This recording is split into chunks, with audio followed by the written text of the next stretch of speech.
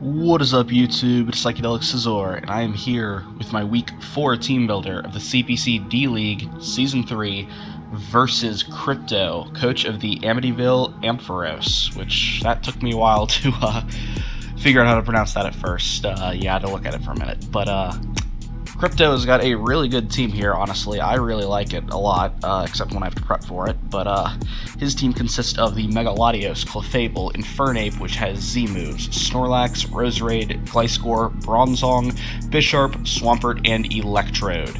Now, the doc says that he has a Dusknoir, but Dusknoir is not a Mon, so it's not coming.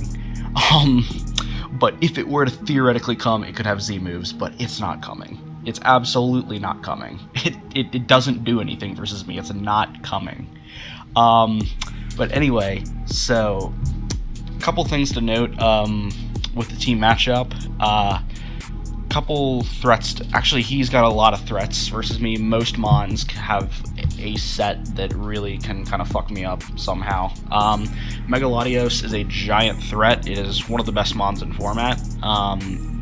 But I am not as worried about it because my Umbreon beats pretty much every set of it as long as I keep Umbreon relatively healthy, because even no attack IVs, like just complete min attack Megalodios, still takes something like, I'm going to be generous and say it only does like 60% to it, but it's still a very easy 2-hit KO. In fact, I'm pretty sure it does more than that. But Foul Play absolutely destroys it, and Latios really doesn't do anything to a Spadef Umbreon. Even a Dragon Dance set, he'd have to be like +2 Outrage to do any real big damage to Umbreon, so I just don't think that a physical set is coming at all. I think coverage-wise, he doesn't have the slots to run a good Dragon Dance set. I just kind of think Dual Stabs plus like Earthquake or Shadow Ball, something to hit Jirachi,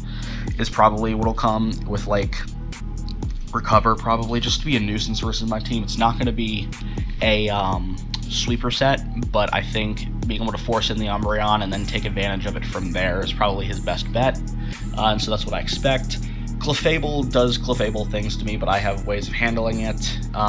It's not a particularly huge threat. It's always a threat. Clefable is always a threat because it's really good, but I'm not horrified of it. I've got a Jirachi and a Mega Venusaur, and other things, but Infernape is very threatening to me, although Mega Venusaur can somewhat handle it, but a Z-move Infernape with like Nasty Plot is probably the best set versus me, because Z Fire Blast does something like 75% to Mega Venusaur, so Fire Blast into like Z Fire Blast will destroy me. Snorlax is there, but I have ways of phasing that out and just ways of pressuring it in general, although Snorlax is definitely a threat. Roserade is one of the Mons that worries me the most here, because Roserade sets up spikes on me so easily, and as I've mentioned before, my hazard removal game is not very good here. I've got Lando, and that really does limit it with Defog, but as you can see here, I do have a Defog Lando. It does match up pretty well this week, but still, Roserade does not have any issue getting up spikes versus my team. It's kind of hard for me to pressure it into not clicking spikes, so I'm kind of just having to rely on being able to defog them away pretty easily with Lando. Gliscor can be either annoying to break defensively, or like an SD Facade set actually does huge work versus my team. I really don't want to see that set. Bronzong is not that, it's annoying. It's not threatening, but it's annoying. It kind of is somewhat difficult for me to kill, and it can be a general nuisance to me. Bisharp is very threatening to me, actually. The only thing I have taken on at all is, well, I've got Mega Venusaur to defensively switch into it, and Keldeo, I suppose, can a little bit, but Keldeo doesn't want to take a knockoff, so that's that. Swampert is kind of the same boat as Bronzong, although it is a little more offensively threatening to me. And Electrode, I'm not really expecting it. I guess it could come for some sort of speed control, as far as you just being the fastest Mon on the team, but like maybe a Scarf set, like to take out Scarf Keldeo, or like a +1 Rabambi, but I don't know, maybe. And Dusk Noir isn't coming because it's not a Mon. So we've then talked about the team matchup here. Let's look what I got. I have right here got a... it's an offensive Lando, kind of, but it's almost going to be used more in a utility role. It just kind of provides a lot of pressure on his team with U-Turn, Earthquake, Defog, and HP Ice. It does defog pretty easily. It doesn't switch in on Roserade unless I make a prediction, but it's it definitely forces Roserade out and can defog pretty easily there. It also gets a lot of free defog chances on like the switch into probably Gliscor, which is going to be the switch into this. That is why I've got E-Belt, HP Ice. E-Belt is what I went with this week because I went through a couple sets. I went through Banded, I considered Scarf, I even considered Life Orb, but I think E-Belt is the best because I don't want to take any chip damage because this thing is still a nice pivot into things, like being able to have enough health to take a hit from Infernape would be nice. And E-Belt mainly helps me, not really with Earthquake, but more so with HP Ice and U-Turn, to do more damage to Gliscor and to Megalodios respectively, which I think are going to be the switch-ins to Lando. Megalodios maybe not as much, but Gliscor definitely, and I score a very easy 2-hit KO with HP Ice onto the Gliscor. And that is the Lando set. Enough speed to outspeed. What was it that I was outspeeding? I believe it was Bisharp. That looks like Bisharp. I'm pretty sure I was outspeeding Bisharp. That's also the only thing that makes sense here. I could have gone full speed to outspeed Roserade, but... oh, you know what? I think I know what it is. No. I am outspeeding a Roserade that is speed creeping Mega Venusaur. I don't need to go max speed to outspeed max speed Roserade because I don't think it's coming. Or, not max speed variant. And if... Roserade does run speed, it's probably just going to outspeed Mega Venusaur, so I am outspeeding that. So that is the Lando set. We have got now a Spadef Jirachi. This is my kind of coverall check to it handles Clefable, it kind of handles Megalodios, although it is not my primary answer to Megalodios, and it is my best switch into Roserade. What's nice there is Roserade kind of has to pick a hidden power if it wants to be able to hit Jirachi or if it wants to be able to hit Mega Venusaur. It cannot hit both super effectively, so that is pretty nice for my team. Stealth Rock, Iron Head, Ice Punch, and Drain Punch. I have the Drain Punch there for Bisharp because I think Bisharp maybe is not a huge threat to my team as a whole. If you look at my team, it's not particularly weak to Bisharp, but it is a threat to Jirachi, and Jirachi is extremely important to this team, so that's why I have the Drain Punch. I believe if he's running like no bulk after rocks, I'll OHKO it with Drain Punch or something like that. I do think he'll probably click Pursuit, and so I'll be able to maybe knock it out before then, because I believe I'm just outspeeding Bisharp here. I'm not hitting that same speed benchmark that Lando did, but I'm just outspeeding Bisharp here. I'll be able to get the Drain Punch off, and if he Sucker Punches me, then I'll get all my health right back, or at least a lot of it, and Ice Punch does a lot to Megalodi and to Roserade, and Iron Head hits the Clefable. Pretty easy set there. We have now got a mixed defensive Mega Venusaur, Synthesis, Sludge Bomb, HP Fighting, and Roar. This is my answer to Infernape. This takes on pretty much every physical variant of Infernape, as well as, not as well, but still kind of handles special variants. Although Nasty Plot Z move is still a great way to break through Mega Venusaur. So obviously Sludge Bomb hits generally most of his team for okay damage.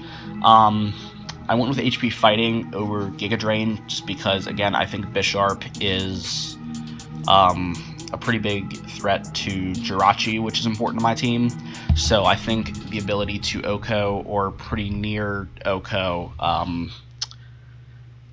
the Bisharp is pretty nice. Although it ironically does leave me somewhat walled by Swampert, which is kind of embarrassing that a grass type is walled by Swampert, but he doesn't know that. He'll probably never stay in on me. And Roar is to prevent me being set up on. mostly by the Snorlax, also by the Megalodi, as well as the Clefable. Just Roar is really nice here because he does have a lot of stuff that might want to set up on the Venusaur, and Roar does prevent that.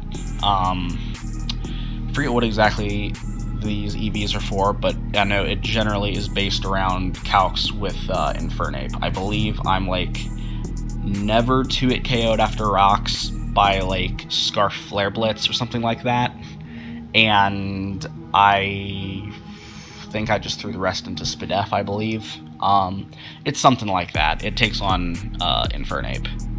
Next we have got really standard Umbreon again. Like I kind of explained in the team matchup, this thing basically will always beat Megalodios as long as it is even remotely healthy, because Foul Play does a ton, and I believe it's straight up Okos if he's like max attack, and especially if he gets a Dragon Dance up. Yeah, Foul Play does a ton to him. Baton Pass, nice for pivoting. Wish Pass could be nice for some of my walls that don't have recovery. And yeah, very, very little to explain here. It's generally a good pivot into stuff, because even though I don't have investment in physical defense, or more than 8, it still is just naturally bulky enough to switch into a lot of things, and it can take hits from Roserade, but obviously if I switch this thing into Roserade is getting a spike up, but at least I can then Baton Pass out into like Lando or Jirachi or something to pressure it, so that's nice. That's Umbreon's role here, basically, to keep me from losing to Megalodios and to kind of pivot around. Next we have got a probable win condition with Scarf Keldeo with 2 water moves, Secret Sword, and Icy Wind. He's actually got a lot of okay checks to Scarf Keldeo. Lottie can take it on, Roserade can take it on, even Clef can somewhat take hits, among other things, but a lot of that stuff is very pressured by the team that I built, and so with Chip on those mons, they suddenly aren't very good checks. If I'm able to predict with Icy Wind correctly, I'm going to be able to score a lot of KOs after Chip, and Keldeo is definitely a viable win condition here. And it also prevents me from... not prevents me from getting swept by, but revenge kills Scarf Infernape. Again, I don't really think that's particularly likely to come, but if it does, it gives me a way to revenge kill that, which I just didn't have. And that's Keldeo. Max speed to speed tie with the Infernape.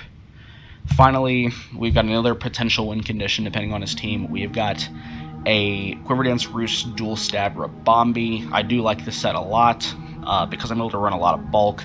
I just have enough speed to outspeed the Megalodios, and this set is actually really nice because as long as I start Quiver Dancing up first, get 1 or 2 up before Clefable comes in, I can kind of 1v1 Clefable. I definitely 1v1 Clefable if it's not Calm Mind, or T-Wave, but that's maybe asking a little much. But this thing can somewhat switch in on Gliscor and Swampert because it does resist Earthquake, although with rocks up it doesn't really appreciate it, but being able to roost that stuff off is really nice. And I definitely feel like I'll be able to have some setup opportunities here, and Bug is pretty good versus his team. He doesn't really have a lot of resists to it, and his resists do take a lot from Moonblast, so that's why I do have the Buginium Z. I really tossed it up between Buginium Z and Fairyum Z, and I don't really know if I made the right call here. It's really hard to tell. I am recording this after I did the battle, so I'm staying as neutral as I can, but I don't really think it made all that much of a difference for Z Crystal I brought, so that is the team. Like I said, I am kind of scared of Infernape. I think that's his best win condition, and he can pretty easily win with it, but we'll just have to see in the battle. So that is a team.